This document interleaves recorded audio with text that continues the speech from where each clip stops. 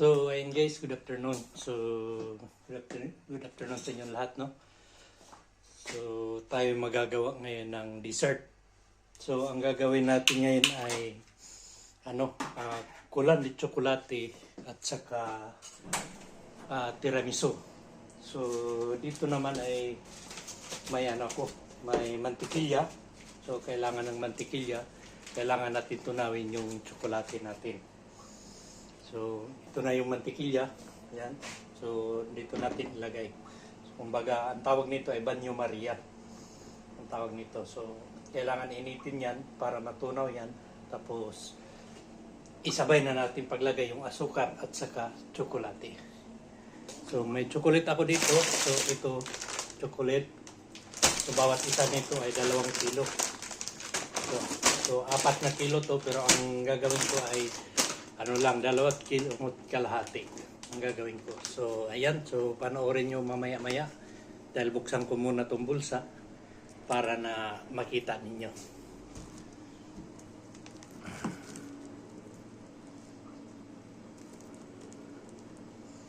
So, buksan natin yung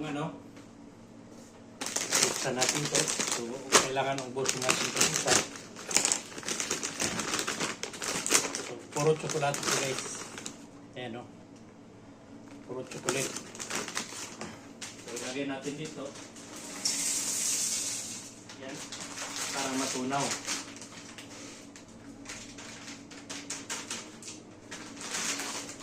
Ito naman isa, buksan din natin. Anuhin natin, i-halot natin. And so, lahat ng mga dessert dito guys ay ako lang nagagawa. Ayan. So, sa ngayon, lagyan natin yan ng asukar. Tapos magawa din tayo ng tiramisu. Habang tinutunaw natin to, so lagyan natin to ng asukar. So estimated lang tong asukar guys, hindi ganong matamis.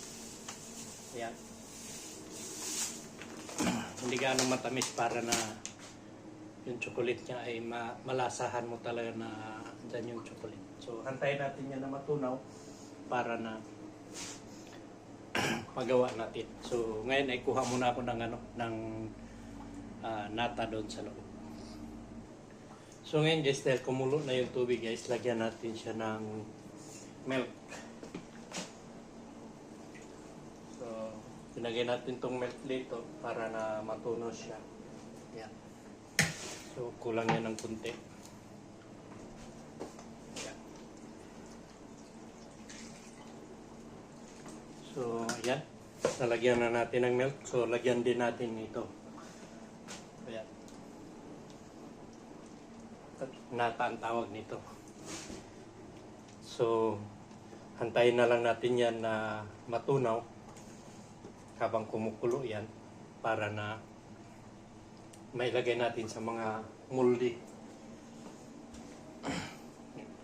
Tsaka may kasama din yung itlog guys at saka harina. So, mamaya ipakita ko sa inyo. Magawa muna ako ng yung parang icing sa tiramisu. So, ayan guys, may tayo dito, itlog. So, 2, 4, 6, 8, 8 itlog. Bali. So, yun ang gagawin nating tiramisu. So, gawin ko muna ng icing para na hindi ganong mahaba yung natin, video. So, ipapakita ko na lang sa inyo pag ma-separate na natin yung yellow at saka yung puti. So, ayun guys, na-separate na natin yung puti. Ayan. Andito na. So, andito yung dilaw. Yeah. Pero, yung sa tiramisu ay isa lang na yema ang gagamitin natin. Bali, ito ay gagamitin din natin sa kulan para hindi masayang naman na maitapon. So, mamaya, ipakita ko sa inyo pag magawa na to ng icing dahil matagal kasi to gawin ng icing. So, ayan guys, malapit na guys. So, ayan. So, yun yung ginagawa natin. Malapit na itong maging icing. So, antayin na lang natin na magawa na icing yan. titigas para na ano, gawin nating tiramisu. So, pero may mga ingredients pa nito guys, katulad ng kape at saka yung isang cream na linalagay ko. Ayan, tapos bago natin ipasa sa lamisa kung may order, bago natin lagyan ng kakao sa ibabaw. Dahil paglagyan kasi natin ngayon tapos bukas, kumbaga mabasa na siya sa ibabaw. Maganda yung medyo tuyo pa yung kape, yung kakao. So ayan guys, matigas na. Ayan oh. So matigas na yan. So ngayon ay mag-prepared pa ako doon sa ibang mga ingredients para na mabuo yung tiramisu natin. So ngayon kuha muna ako ng isang lagayan doon sa loob para na maihalo natin tong queso mascarpone. So ayun na nga guys, no? So andito na yung queso natin. So dito na rin yung natin para maihalo natin ng maayos. Ayan, so ito yung queso natin guys. Ayan, lumabas na. Ayan. So yung natin, yung tsokolate natin ay kumukulo na pero hindi pa natunaw yung sa ilalim. Doon lang yun para na natin, mahugasan natin. So kailangan malinis.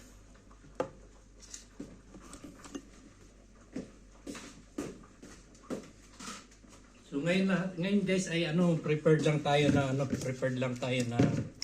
tawag nito ng dessert natin.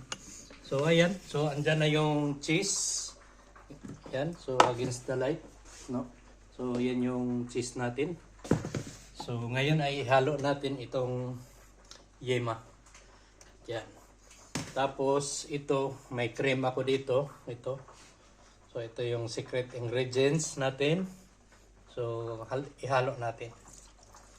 Yan, para na maging yan na yung pampalasan natin. So sobra ng konti. So sa atin na. Yan. So bali yun, may alcohol to waste. Yan, walaan nyo na lang kung ano yan. Yan. So haluin ko muna to, mamaya ipakita ko sa inyo para na hindi gaano mahaba yung video natin. So ayun nga guys, no, yung chocolate natin ay tunaw na.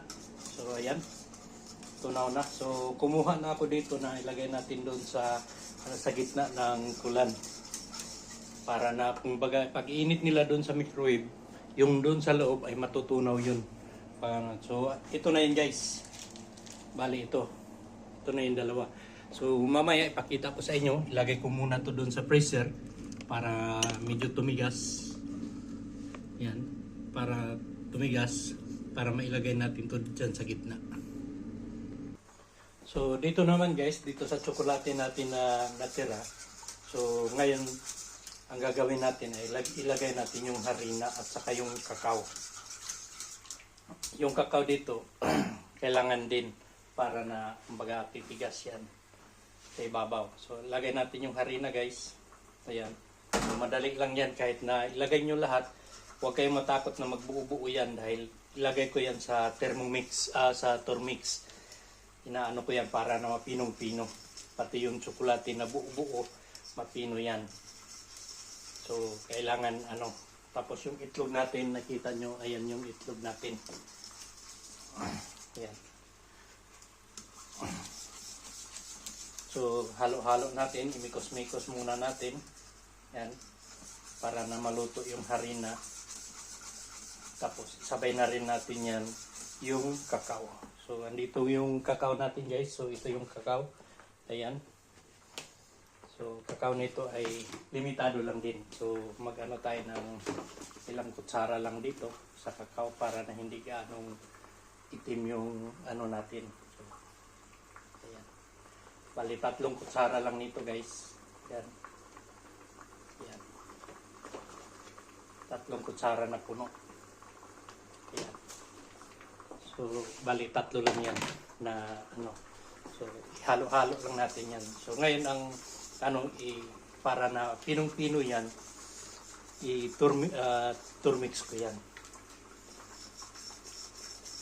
Para na walang buo.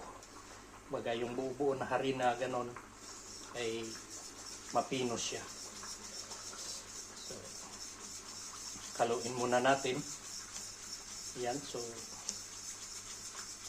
para na yung bali yung kulan ay hindi siya matigas. Kailangan malambot yung kulan pan-dessert natin.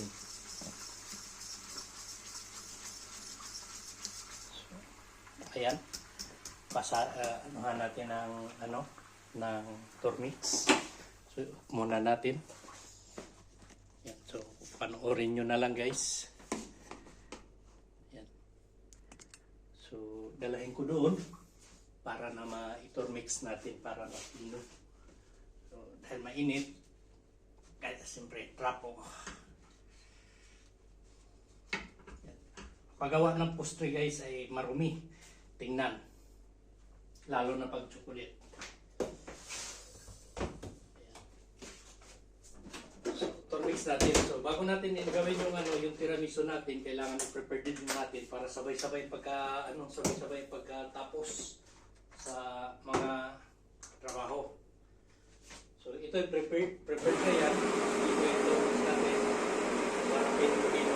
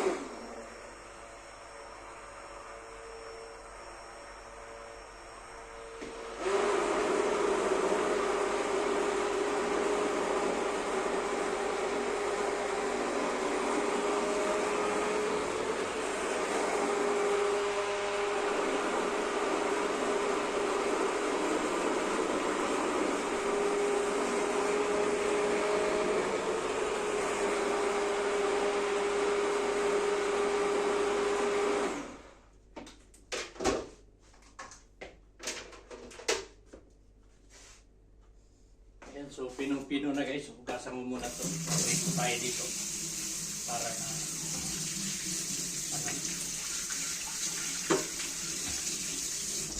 malinis.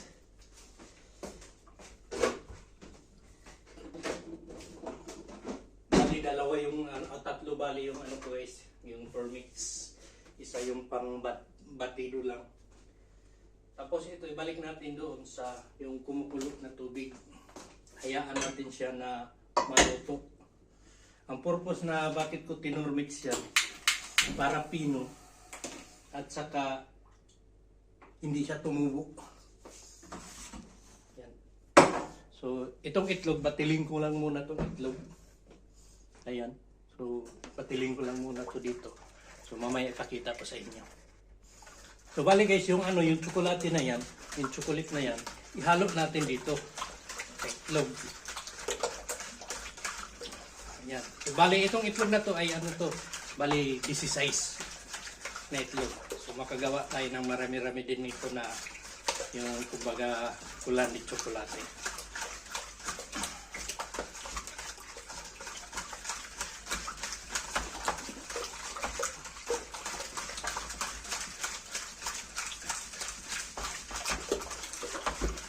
So, ang paggawa kasi ng postre guys, dessert o postre ang tawag dito, ay hindi madali.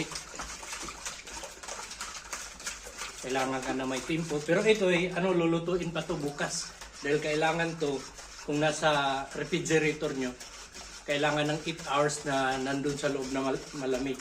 So ito, ilagay ko to dun sa sa freezer para na madali. So, mamaya pa to ilagay, siguro mga alas 11 ng gabi, ilagay ko to. Kaya alas 11 ako lalabas dito. So, bukas ko na umaga kukunin, pagpasok ko. Tapos, i-defrost ko na lang bukas para na hindi siya umalsa. So, yun guys, prepared na to. Ayan. So, prepare na to. Lahat. Ayan. So, ang gagawin natin, ito, ihahalo natin dito yung chocolate. So, panoorin nyo.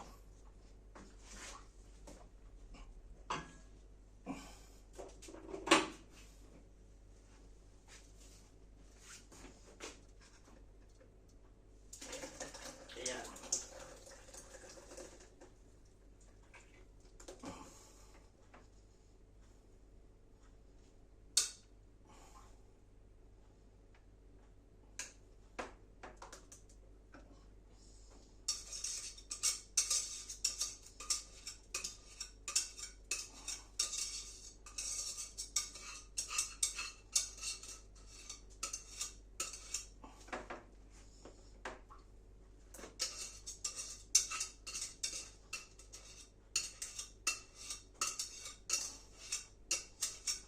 So, madali lang gawin to guys kung halimbawa may mga gamit ka gano'n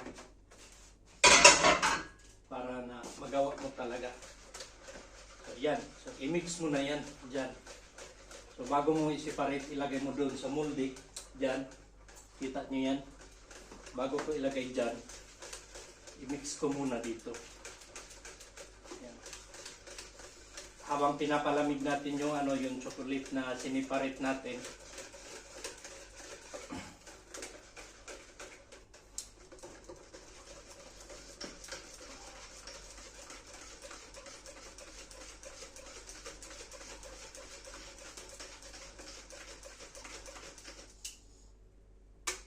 yan. So kung gusto talagang mas madali, so kuha tayo ng makina. May makina tayo dito sa taas. Ayan.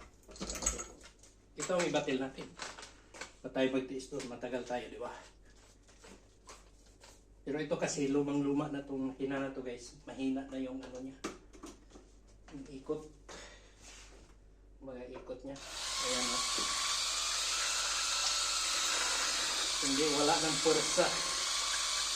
Pero pagtagaan mo na lang dahil parating na yung order ko. Nag-order kasi ako.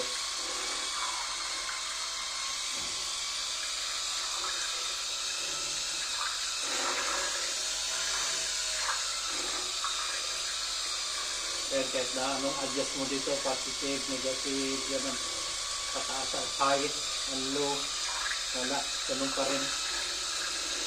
So, wala nang pwersa, bali baka tunog na ang motor nito. So, hindi ko alam kung ano nangyari nito. Basta mahina na siya, mahinang klase na pina.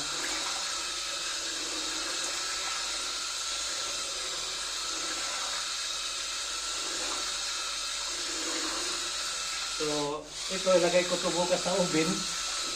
Nasa 180 degrees Celsius. Ang init niya. Nasa mga 15 minutes to 18 minutes.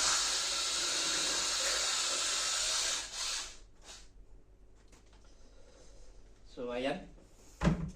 So, ugasan natin to para na may ilagay natin ito bago natin ang kalimutan kong bunutin.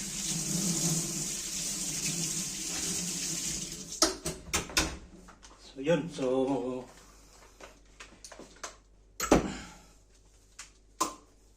i-prepare na natin yung sa sa tiramisu natin guys. Yan, so mamaya na yan. So prepare ko muna guys. So ito guys, ihalo ko na dito guys. Yan, ihalo ko na lang. So hindi ko na ipakita sa inyo, basta ihalo ko na lang para hindi gaano mahaba yung video natin dahil 19 minutes na. So ayun guys, tapos na natin to nahalo no. So ito na yan yung cream niya. Yan. So dito natin yan ilagay sa mga baso. Yan. Sa mga baso na yan. So ipakita ko na lang sa inyo mamaya pag maglagay na tayo sa baso. So yun nga guys no, maglagay na tayo dito sa sa mga baso natin para na mailagay natin doon sa mapalamig na natin. So ganito lang yan. Ganyan. Ilagay natin dito. Ganyan. Ayan.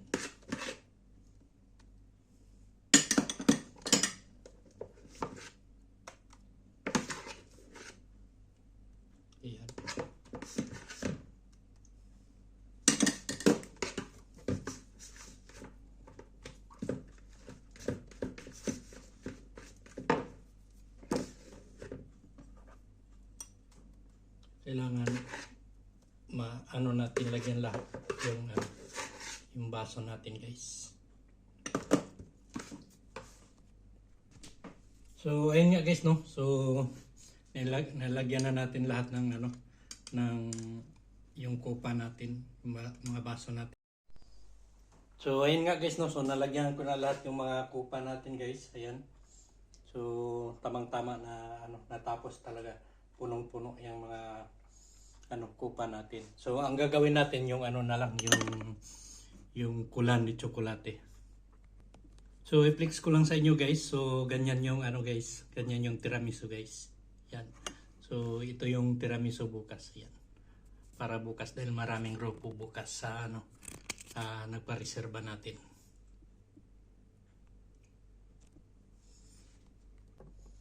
So guys, ito yung ginawa natin kanina. So ito na yung ilagay natin dito sa gitna.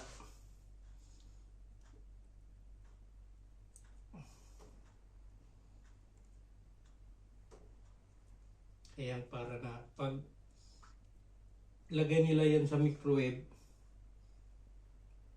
may tsokolate sa gitna na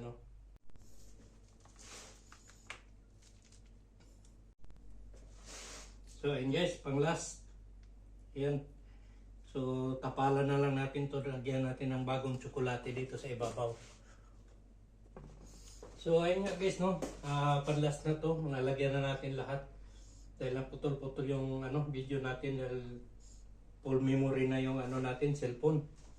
So yan, so maraming salamat guys. Yan lang ang may share ko sa inyo na video.